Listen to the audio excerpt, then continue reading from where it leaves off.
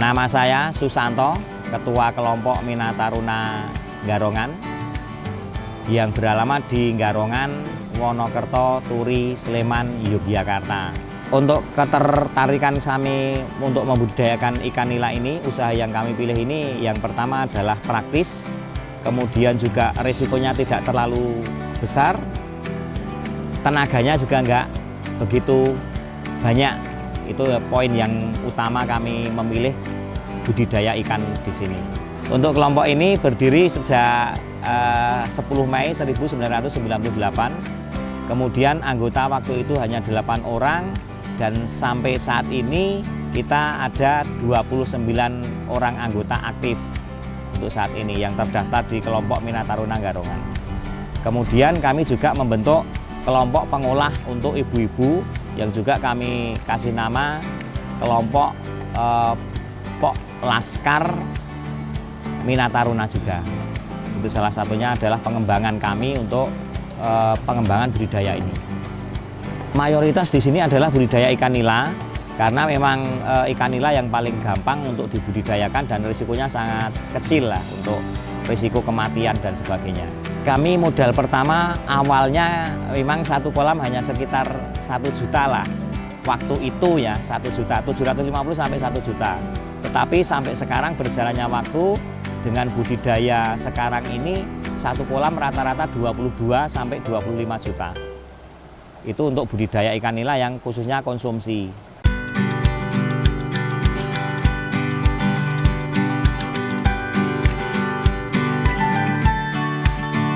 Untuk awalnya kita hanya memang punya kolam 8 karena waktu itu anggota kita juga hanya 8. Kemudian kita sudah mengembang awalnya pada pertengahan tahun 2000 itu kita sudah mulai mengembang ada sekitar 18 kolam. Kemudian sampai saat ini kita sudah sekitar 104 kolam. Rata-rata kolam ukuran kita ada 200 sampai 500 meter persegi. Untuk ikan nila konsumsi kita pasarkan di pasar ini secara eceran kita jualnya 28.000. Kemudian kalau kita diambil dalam satu kolam itu rata-rata 24.000. Rata-rata 24.000, 25.000. Itu kisaran untuk harga juga naik turun. Kita lihat pasar juga, ngikutin pasar harganya. Size-nya normal 3, 4, 5, 6. Itu size yang diinginkan di pasar. Rata-rata untuk konsumsi itu adalah ukuran sekilo isi 3, sekilo isi 4, sekilo isi 5, dan sekilo isi 6. Ini di pasar Minat Taruna, kita juga punya pasar di Minat Taruna, jadi kami pasarkan di sini juga. Dan juga kalau yang besar, kita ada bakul yang ngambil, yang partai besar. Kalau di atas 5 kintal, 1 ton itu sudah diambil. Kita belum sampai keluar. Paling banyak dikonsumsi adalah DIY dan Jawa Tengah.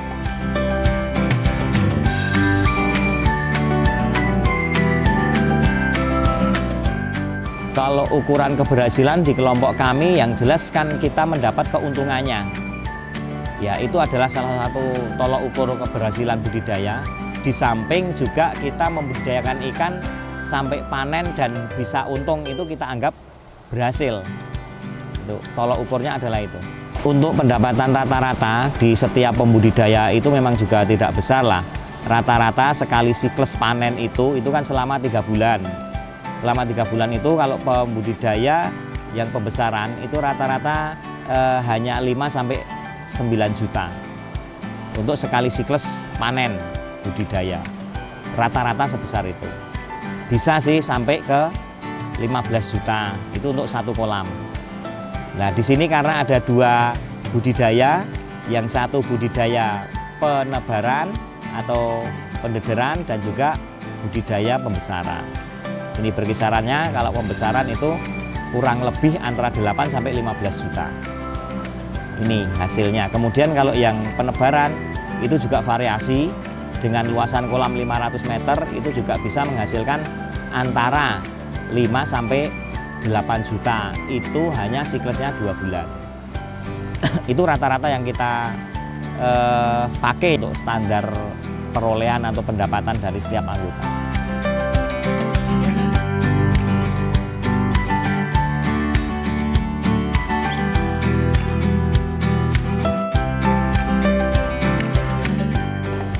Perawatan khusus sendiri adalah semangat, kemudian kerja keras, juga kita teliti dalam ilmu titen budidaya. Apapun alasannya, kita adalah perawatan air dan perawatan ikan itu sendiri. Tanpa itu kita tidak bisa, karena memang kelihatannya mudah untuk budidaya, tetapi ketika terjadi perubahan air juga akan berisiko sangat tinggi. Ini karena kita sudah mulai menggunakan tebar padat ya. Kita tebarnya untuk pembudidaya yang pembesaran itu rata-rata antara 20 sampai 40 per meter perseginya. Kita sebenarnya juga hanya pengalaman dari sedikit. Kita tidak ada yang khusus sekolah di perikanan, tapi kita juga otodidak ya. Kita belajar dari teman, kita survei yang difasilitasi oleh dinas. Kita juga termotivasi belajar di beberapa tempat budidaya, kemudian kita terapkan di sini, ternyata juga berbeda-beda hasilnya. Untuk kendalanya saat ini ya ada kematian sih wajar, yang rata-rata masih di ambang normal. Untuk ikan nila nggak ada kendala. Untuk ikan nila selama ini saya tidak ada kendala. Kiat khususnya untuk teman-teman ya paling tidak kita hanya tetap tekun lah dan tetap mau belajar tentang budidaya, karena apapun alasannya budidaya ikan itu selalu inovasi, selalu berkembang dan tidak ada henti-hentinya. Teknologi itu tidak mungkin akan bisa terhenti. Makanya tetap kita ikuti apa dan sistem yang paling efektif untuk budidaya. Ya, saat ini kita yang paling berhasil kita menggunakan teknologi adalah kincir. Kita pakai blower, kita juga belum bisa maksimal. Kemudian kita pakai gelembung kecil-kecil yang pernah didapat itu kita juga pernah bikin, tetapi juga tidak berhasil. Yang paling berhasil adalah kincir. Cuman kalau kincir listriknya yang mungkin jadi kendala.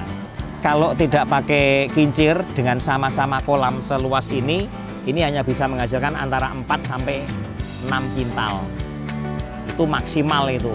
Tetapi ketika sudah kita gunakan dengan sistem budidaya dengan kincir ini, atau disingkat dengan kenalnya di Sleman itu si budi dikucir, itu kita bisa menghasilkan antara 1,2 sampai 1,8.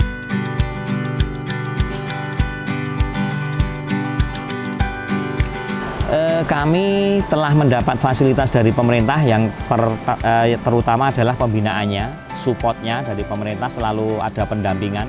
Kemudian bantuan yang kami terima itu juga kami pernah mendapatkan bantuan kincir itu satu, kemudian kita pernah dapat bantuan induk juga dari pemerintah, kemudian ada juga bantuan pelatihan. Ini yang kami dapatkan, fasilitas-fasilitas yang terkait dengan kedinasan. Sementara itu selalu ada pendampingan. Itu sudah kami sebenarnya termotivasi kalau ada pihak yang terkait mengenai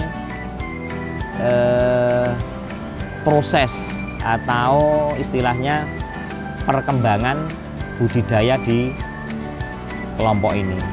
Jadi kita selalu update apa saja perkembangan baru teknologi yang ada di Indonesia, baru kami ingin tahu juga perkembangan itu. Tanpa adanya ikut andil dari dinas, saya kira kita juga akan terlambat.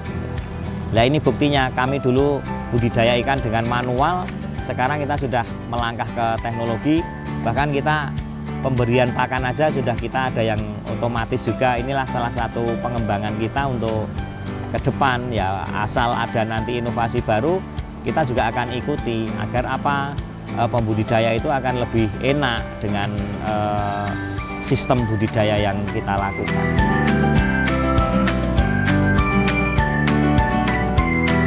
Ya harapannya ke depan mungkin dengan dinas terkait kami juga tetap untuk disupport yang pertama, yang kedua juga tetap lakukan pembinaan.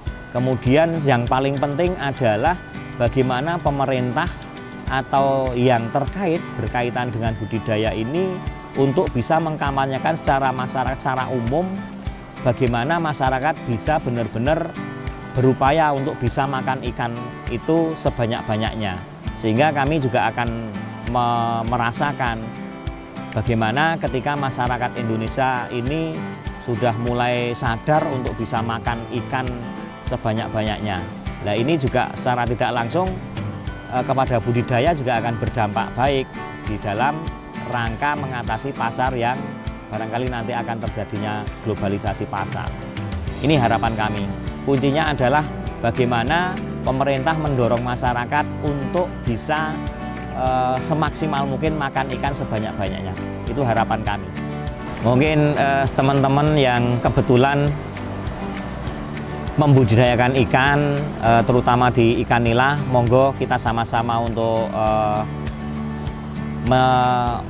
artinya meningkatkan produksi kita dengan beberapa teknologi yang sudah ada di Indonesia ini. Dan kami juga berharap teman-teman tetap harus semangat, tetap harus mencari dan menggali apa teknologi yang ada, kemudian sistem yang paling efektif untuk pembudidayaan ikan ini. Saya yakin teman-teman juga akan berupaya untuk bisa menghasilkan pendapatan dari khususnya pembudidaya ikan.